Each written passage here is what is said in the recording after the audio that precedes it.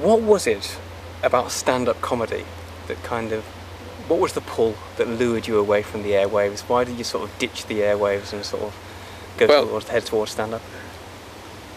Here's the thing about a radio career in the U.S. Typically, the path is to go from tiny markets to middle markets to larger markets.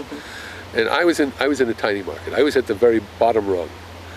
And there's something wonderful about being a disc jockey. It's not hard work. You just talk for a while and then you're finished. I was a morning man.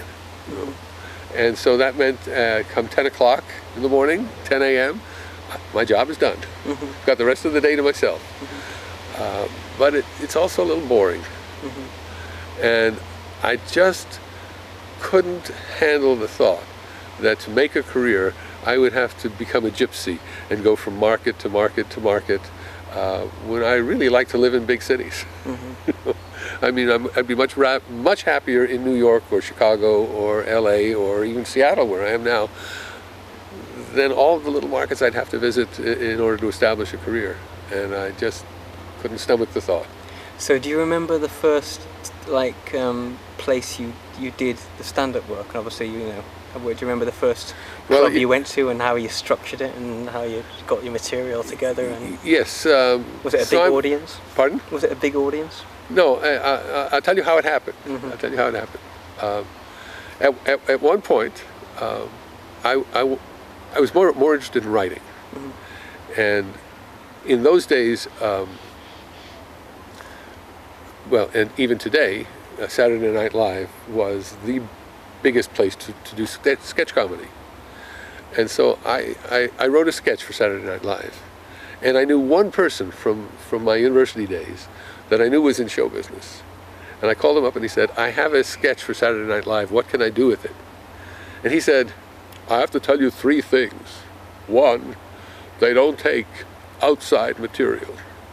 2, they just went off the air for the summer, there's nobody in the office. Lord Michaels has just gone to England to make the Ruddles movie. 3, I know Lord Michaels, so send me the script. And so I sent him the script, and he said, this is fine, but I can't do anything with this script. I said, well, what can you sell? He said, well, I know a guy who manages stand-up acts. Could you write a stand-up act? So I sat down and tried to write a stand-up act. And this guy, by the way, at the time was managing Larry David, so he was managing some talented people who were just starting out. And I went to deliver my new stand-up act to this guy, but he went on holidays, so he was gone. So now I had a stand-up act, no job, no place to sell the stand-up act. I figured, well, I might as well do it. So I started hanging out at the comedy clubs in New York, and after seeing what was on stage for a few times, I just said, all right, I'm going to do it. And they all had open mic nights at the time where you could line up, get a slot, do 5 minutes, and that's what I did. And it wasn't awful, it wasn't terrific, but it was okay, and it was enough to encourage me. Would you agree that when people say that comedy is one of the hardest things to do in the performing arts, is that a fair enough thing? Well, here's the thing about comedy. You get I can imagine it's impossible. Well, I can do it. You get an immediate grade. You get feedback. Right. If you're doing tragedy or drama or romantic comedy, the reaction from the audience is not quite as vociferous as in comedy.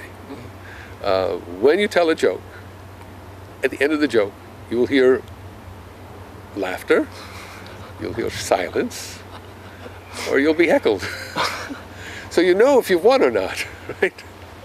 And that can be a little unnerving, but it can also be very rewarding.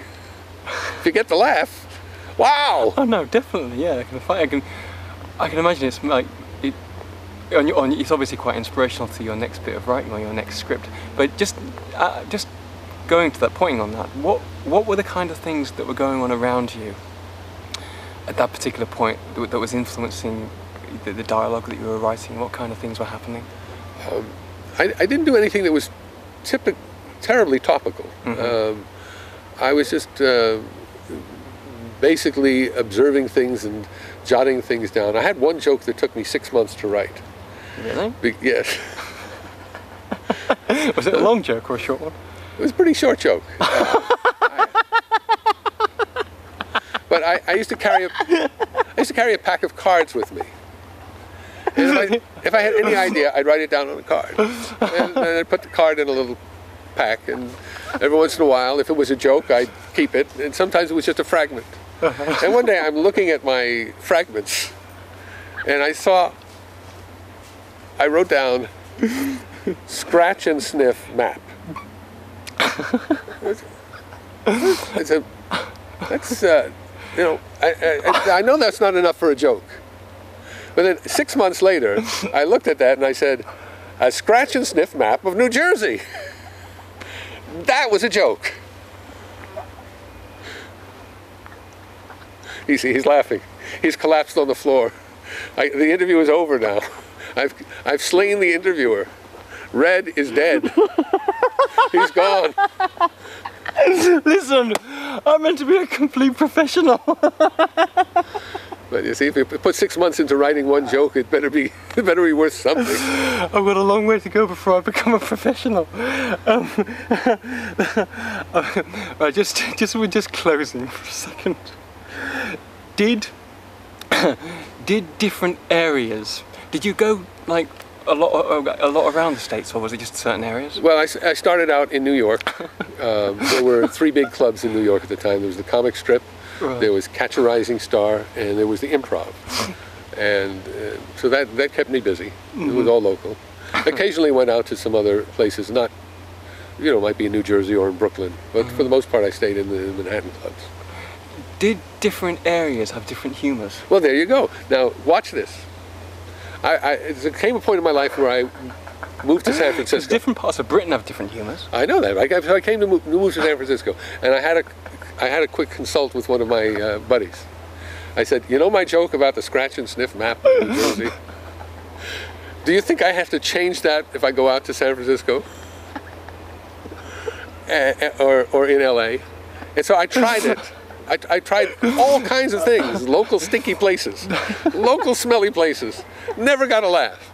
If I said scratch and sniff map of New Jersey, always got the laugh. Even here in London, in Regent's Park, I get a laugh with a scratch and sniff map of New Jersey. So there's some things that are universal. And the humor's eternal. I guess so. Listen, Mike, just to close with, okay, if there was some young people on YouTube perhaps, or, you know, who had the idea of, you know, I wouldn't mind doing a bit of stand-up work, I think it's something that I could get quite into, what advice would you give them on how to get started? I would give them a few pieces of advice. First of all, have a routine. Write something down. And you not necessarily sit at a desk and write. Not necessarily go to your keyboard and write at your computer or on your smartphone or tablet or whatever you're using. Walk around and say jokes. You can write carry a dictaphone around. Yeah, or just talk out your routine because you're going to deliver it that way.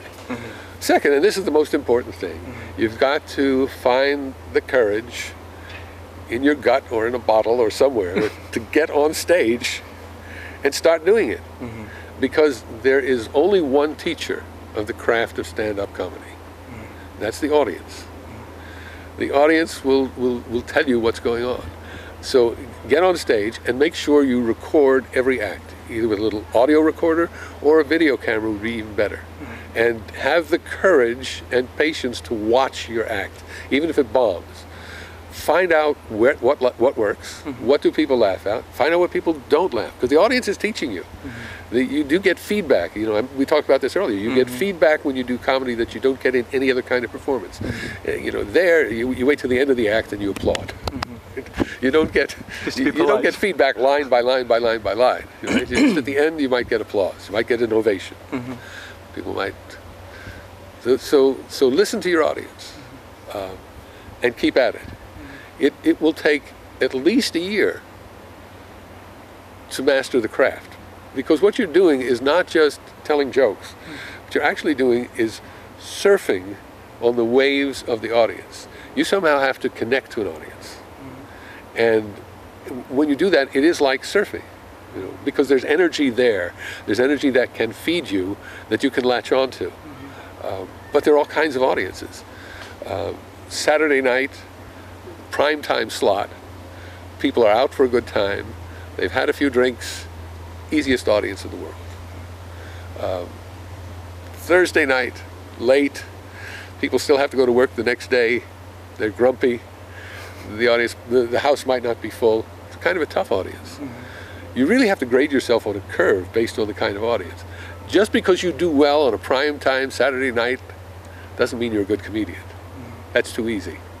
The question is, where is the audience when you start? Where is the audience when you end? If you've raised them up a few notches, you've done a good job. Even if you've taken them from nothing to +2, you've done a good job. But if if they start at +8 and you can get them to +12, you've also done a good job. I just have to close with this, because obviously we've got to mention YouTube somewhere. What are your hopes for YouTube and your channel? Because it's doing pretty good so far. I don't have hopes. Really? I'm just doing it. No, I recognize that. What would you say the theme of your channel is? I have no idea what the theme of my channel is. You know, the viewers will decide. I don't know. But I'll tell you what I've done. Rather than go for a mass audience, I actually think of a few specific individuals, either on YouTube or in my life, that I would like to entertain, or give them something to think about, or get them to like.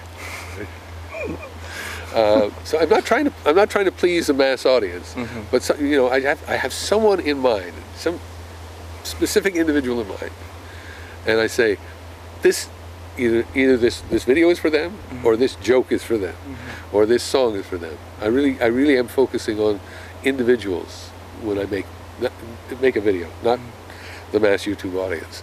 And so my hope is that I will hear back from the person that I was aiming at, and they'll tell me they liked it. Well, listen, Mike, it's been different, the interview today. Let me just say that. But I'm an American. Just because I'm an American. You see, now you know what happens when you try and interview an American. I'm hoping to interview lots of Americans in the future. I can't wait. But Michael, so when do you go back to Seattle tomorrow? Yes. We're in Regents Park. We're in Regents Park today. Yes. But no, listen. Like I said to you, we met at Summer in the City on Saturday, and this was all very spontaneous and very shortly planned. I just want to say thank you ever so much for coming on the show. Red, it's been a delight. I'm so glad that we met at Summer in the City, and I'm glad we're here back in Regents Park without Summer in the City today. I wish you all the best as well, Mike. Thanks very much indeed. Same to you. Looking